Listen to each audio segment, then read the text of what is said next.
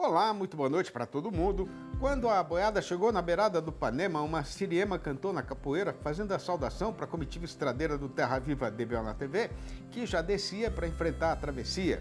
E depois de vencer a corredeira, a gente fecha essa jornada fazendo agora a nossa reunião novidadeira, que começa com a recitação da prosa bredeira do dia.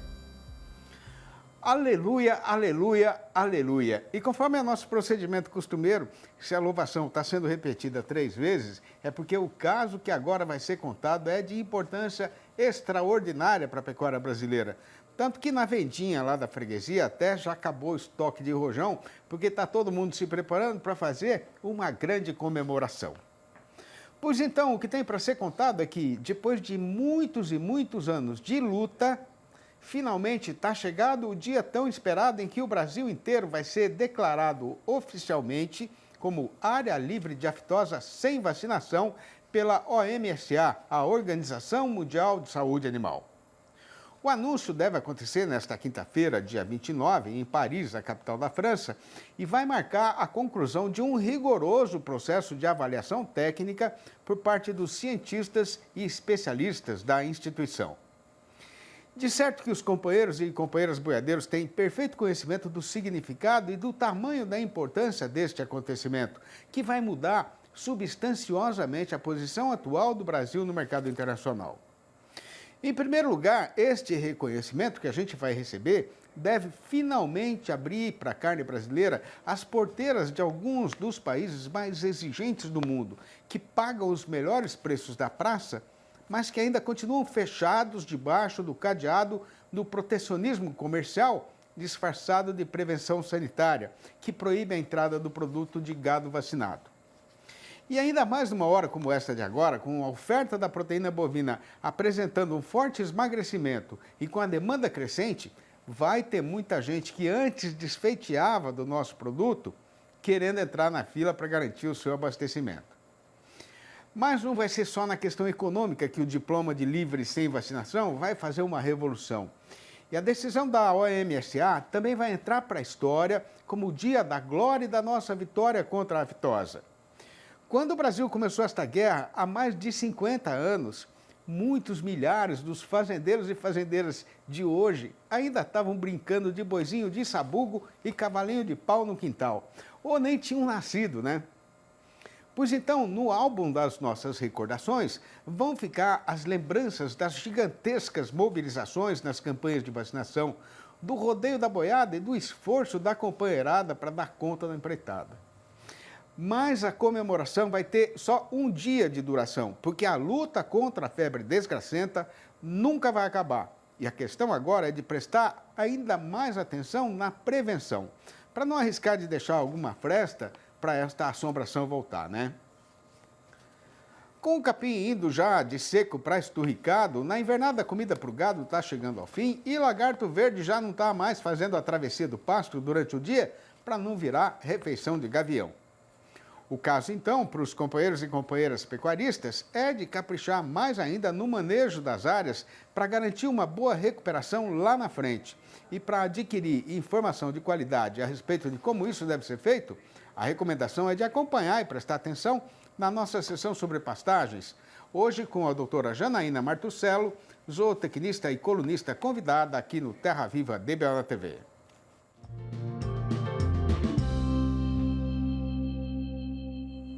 E o assunto que vai ser tratado no programa de hoje é a importância de saber quando é que o capim vai florescer. Planta forrageira não responde a calendário humano. As respostas fisiológicas e produtivas de uma planta elas vão variar de acordo com condições de luz, de temperatura, de água e de nutrientes. É por isso que as plantas não produzem igual ao longo de todo o ano.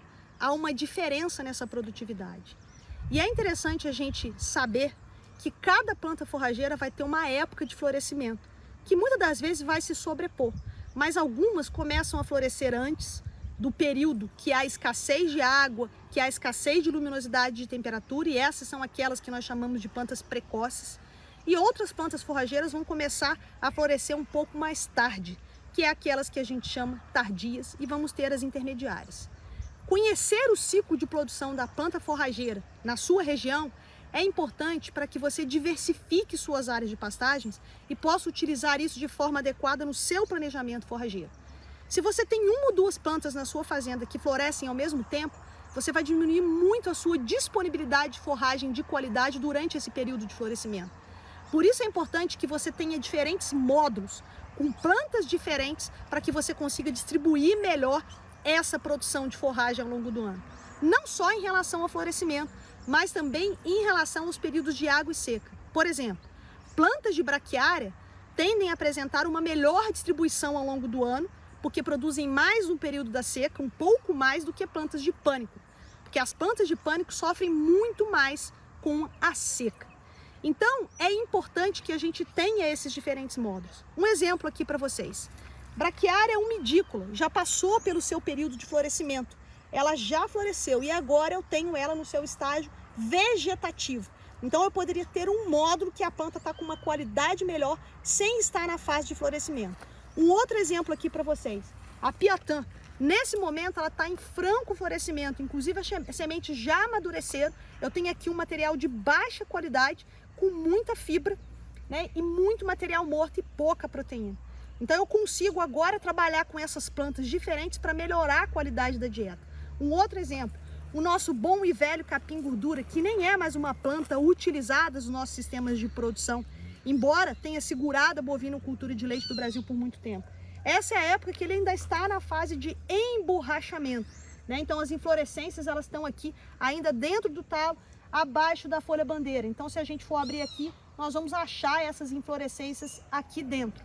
Então cada planta tem uma época própria. Embora possa haver a sobreposição, é importante que você conheça como essas plantas florescem na sua região, para que você possa ter um melhor planejamento forrageiro e com isso distribuir melhor a produção de forragem na sua fazenda. De conformidade com a nossa receita costumeira, esta lida machadeira é dividida em 3 pernadas e vencendo a primeira a gente vai fazer uma parada ligeira para a exibição dos comerciais que sustentam a televisão. Mas o serviço será retomado sem demora nem enrolação. Aguarde. Impresso ou digital? Se você quer o melhor conteúdo para a pecuária, fique com os dois.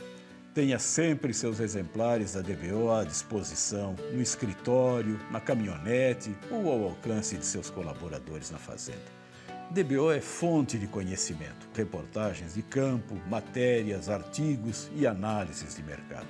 Entre lá na nossa loja no portal DBO e faça sua assinatura impressa e digital ou só digital. No calendário, o mês já está chegado nas suas horas derradeiras e, mais uma vez, o maio está cumprindo a sua rotina costumeira de ser um prego na botina dos companheiros e companheiras que ganham a vida na lida de gado. E este ano a inquerência dele com o mercado está sendo maior ainda, porque além do forte emagrecimento na cotação da arroba, a pecuária brasileira ainda está tendo de enfrentar a turbulência provocada pelo aparecimento de um foco de gripe aviária no sul do país, com o despencamento do preço do frango, que agora está ameaçando tomar o lugar do porco e do boi na mesa da população. Pois então, para ajudar a amiga fazendeira a adquirir melhor entendimento da situação atual e do rumo que deve ser tomado pelo carretão daqui para frente, a gente pediu a ajuda sempre competente da zootecnista Juliana Pila, analista da Scott Consultoria, que mora em Bebedouro, aqui no interior paulista, e vai participar diretamente de lá mesmo da nossa entrevista do dia, falando ao vivo pelo computador. Boa noite, Juliana. Muito obrigado pela sua presença internética aqui no nosso arranchamento eletrônico, mais uma vez. Faça o favor de ficar à vontade e calçar a chinela, que a casa é sua, viu? Boa noite, Sidney. Boa noite a todos que nos assistem. É um prazer para a gente estar aqui participando mais uma vez com vocês. Prazer é nosso. Ô, Juliana, 2 semanas depois da confirmação daquele caso de gripe aviária lá no Rio Grande do Sul, né? Qual é a situação de hoje no mercado nacional de carnes em geral e de carne bovina de maneira especial? Bom, Sidney, depois da notificação, do primeiro caso aí de gripe aviária numa granja comercial aqui no Brasil, aconteceu lá no dia 15, a gente viu um comportamento de queda aí nos preços, não só da proteína bovina, mas também da carne de frango atacado, da carne suína e até da caixa de ovos, né? Se a gente pegar um comparativo do fechamento de ontem em relação ao dia 15, o dianteiro bovino no atacado aqui em São Paulo teve queda de 8,3%, o frango no atacado também teve uma queda um pouco maior de 9,9%, o suíno, né, a carcaça especial teve uma queda de 3,2% e a caixa com 30 dúzias de ovos teve uma queda de quase 15% nesse período. Então, quando a gente faz o comparativo da carne bovina com a carne de frango, a carne bovina vem perdendo competitividade, visto que a carne de frango teve uma queda um pouco mais acentuada do que a carne bovina. Agora, Juliana, dá para fazer uma ligação direta entre a queda nos preços do boi com um possível aumento aí na oferta de frango na praça? Bom, Sidney, esse movimento de queda agora na segunda quinzena para as proteínas no geral já era um pouco esperado, né? A gente tem aquele comportamento, né? Na primeira quinzena a gente tem preços mais firmes, a gente tem um consumidor que vai mais às compras aí em busca de proteínas, e na segunda quinzena, já com a descapitalização da população, a gente vê os preços recuando, né? No entanto, né, o que a gente tem visto é que essas quedas elas estão um pouco mais acentuadas do que nós prevíamos anteriormente, né? E justamente porque a gente tem esse movimento, né? Os compradores, eles estão aproveitando esse contexto aí de insegurança, de um mercado ainda bastante incerto, para segurar um pouco mais os pedidos e aí poder especular um pouco mais. Então agora não é realmente um momento que a gente vê um comprador mais ativo em função de uma demanda que não acontece nesse período, né? Uma demanda um pouco mais devagar, e em função aí desse mercado um pouco mais incerto, a gente vê essa especulação e essa pressão de baixa um pouco maior.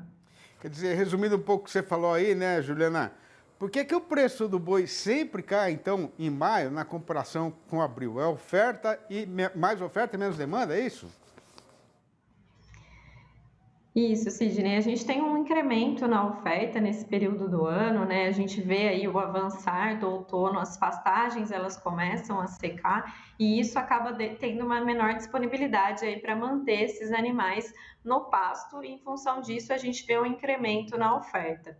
O que a gente viu aí ao longo de maio, né, foi escalas de abate, pensando aí na indústria frigorífica, é um pouco mais confortável, aí na casa dos 9, 10 dias. Então, isso acabou colaborando aí para essa pressão de baixa, né? Como você mesmo citou, aqui na Scott a gente fez um estudo aí nos últimos anos, né? Dos últimos 15 anos, o mês de maio apresentou um recuo de preço aí em relação a abril em 14 deles, né? Só em um que a gente viu um incremento nos preços, mas foi um caso atípico, né? Então, esse movimento agora em maio já é um movimento esperado em função principalmente do incremento na oferta. Ô, Juliana, já tem uma quantidade boa de gado do confinamento chegando no mercado, hein?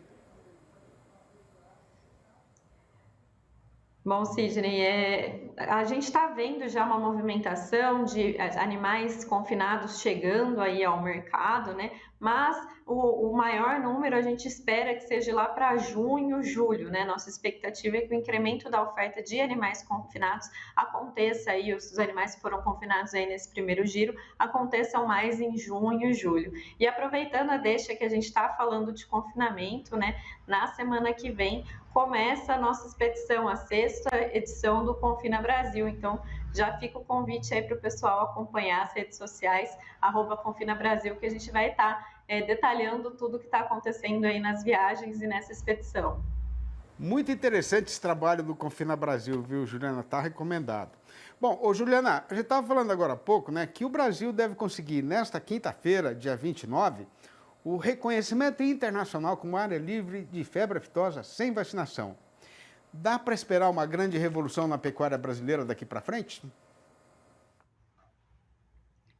Bom, o que a gente pode esperar, né, com essa mudança, né, não é uma grande revolução, né, mas sim uma possível abertura aí de novos mercados pensando na exportação, né? A gente vê países que são um pouco mais exigentes com alguns pontos, que esse quesito, né, da vacinação acaba sendo importante aí para a abertura de mercados. Então, eu acredito que, no geral, no manejo dos animais, pensando dentro da porteira a gente não vai ter grandes mudanças, né? Mas sim pensando no contexto fora da porteira, no mercado internacional, e isso acaba sendo aí um ponto positivo, pensando principalmente na exportação e na abertura de novos mercados.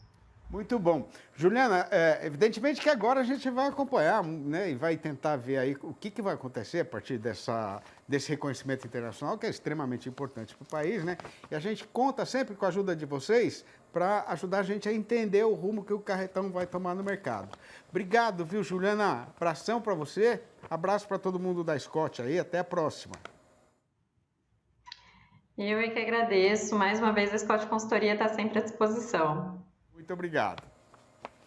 Com a ventania chacoalhando a galhada da Guaraiúva e anunciando chuva, a pionada resolveu fazer uma parada ligeira para sossegar um pouco a boiada, ficando combinado de retomar essa lida marchadeira em instantes, quando então a gente vai prosear a respeito do caso que está sendo passado no mercado, com o boi gordo e com a sua cotação, que tem hoje a seguinte manchete avisadeira. Com o fazendeiro contando as horas para a virada do calendário, a exportação continua em grande animação, mas como o consumidor brasileiro está alongado do mercado, esperando o pagamento do próximo salário, que ainda demora, e como a oferta de gado terminado agora está desapertada, a nossa praça boiadeira continua largada e esquecida na descida da ribanceira. É só o tempo de aumentar a luz do lampião e já que a função vai recomeçar. Aguarde. Boiada engordada e pronta para ser embarcada, isso a gente tem a qualquer hora, mas não será por qualquer vintém que alguém vai levar esse gado embora. Antes disso, carece de assuntar o mercado e a cotação do mestiço, para ver se esta é mesmo a melhor ocasião para fazer a negociação.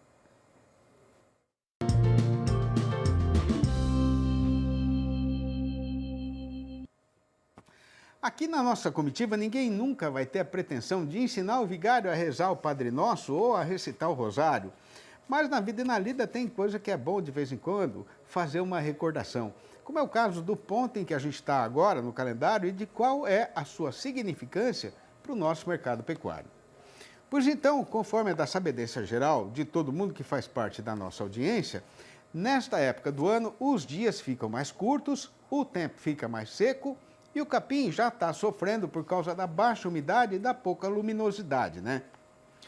Aí, com a invernada perdendo a capacidade de sustentar a boiada, a hora é de fazer sem mais demora a comercialização do gado que foi terminado no pasto. Acontece que nessas alturas atuais, a temporada do confinamento também já está começada e bem andada, e o resultado é que os primeiros lotes do coxo também já estão chegando na praça, para a alegria do comprador que já está esperando faceiro no trecho com facão derriçador de preço na mão, bem afiado, para dar demonstração de valentia e fazer a relia com o valor da nossa mercadoria. O problema para o lado do companheiro boiadeiro é que, especialmente agora, na metade derradeira do mês, aqui no nosso terreiro, o consumidor está com a algibeira até areada de tão vazia. E o açougueiro está passando os dias sozinho, padecendo de solidão no seu estabelecimento e reclamando da falta de movimento. Já no setor exportador, a situação continua sendo de grande animação, com os frigoríficos brasileiros aproveitando para ganhar dinheiro com a conjuminação entre a fartura de animais para abate e a fome destampada dos compradores estrangeiros. Por outro lado, quase 2 semanas depois do aparecimento da gripe aviária no Rio Grande do Sul, o estrago provocado pela emergência sanitária para a pecuária em geral acabou sendo menor do que era o esperado. Conforme a gente falou agora há pouco, né? Repare a amiga pecuarista que, desde o dia 15, quando a ocorrência da doença foi confirmada, aqui no comércio atacadista de carne na Praça Paulista, o frango médio levou um tombo mais forte de 9,9%, enquanto o suíno teve queda de 3,2% e o dianteiro bovino ficou 8,3% mais barato. Pois então, espalhando isso tudo de informação no terreirão e subindo para a varanda para poder fazer uma melhor avaliação, o que tem para ser contado aqui no balanço do dia da Scott Consultoria foram registradas mudanças nas cotações em 5 das 32 regiões pesquisadas no Brasil inteiro. E para não quebrar o roteiro costumeiro, a arroba caiu em todas estas praças consideradas. A lista destas derriçadas agora foi puxada pelo sul da Bahia, onde o boi foi rebaixado para porcaria de R$ 273 a prazo e ainda para descontar o fundo rural. Em Belo Horizonte, a capital das Minas Gerais, o tombo também foi só do macho, que está sendo negociado a R$ 270. No Triângulo Mineiro, o boi foi cortado para R$ 283 e a fêmea para R$ 260. No Acre, o boi piorou para o absurdo de R$ 236 e a vaca para R$ 235. E no norte do Tocantins, o macho desandou para R$ 277. Em Barretos e em Araçatuba, aqui no estado de São Paulo, o mercado ficou parado, com o boi sendo falado a R$ 304. No descambamento do sol, a chapada escureceu e até trovejou de madrugada, mas não choveu. Pois foi só a passarada anunciar a alvorada que a avó Isabel, que era conhecedora dos sinais do céu, pôs todo mundo de pé para pegar na lida de plantar o feijão no pó. E não demorou nada para as águas voltarem, para encharcar o chão emprenhado em fartura de sementes. E naquele ano a colheita foi suficiente para deixar a despensa guarnecida e toda a família contente e bem abastecida. Esta e outras prosinhas rimadas, que são todas de minha própria autoria, foram escritas com a intenção de fazer a louvação da nossa legítima, pura e verdadeira cultura sertaneja brasileira, e estão ajuntadas e publicadas nos 4 livros da minha série Versinhos de Caipira, estes aí que a gente está vendo na fotografia. Se algum dos companheiros ou companheiras, boiadeiros ou não, que tem esta mesma paixão pelas coisas do sertão, quiser saber como fazer para comprar um exemplar ou levar já a coleção completa, que custa uma merrequinha de quase nada, pode me procurar diretamente no meu telefone particular, que é o 11 98 224 1807. Repetindo, 11 98 224 1807. Ou mandar um e-mail para sidneymasco@uol.com.br ou ainda campear meu nome lá no Facebook. E guardando no coração a satisfação de ter participado desta reunião, a comitiva já vai dando o serviço por encerrado, mas já deixa combinado que o Terra Viva DBO na TV volta amanhã mesmo, às 6h30 da manhã e às 7h25 da noite. Um abraço para todo mundo e até lá então.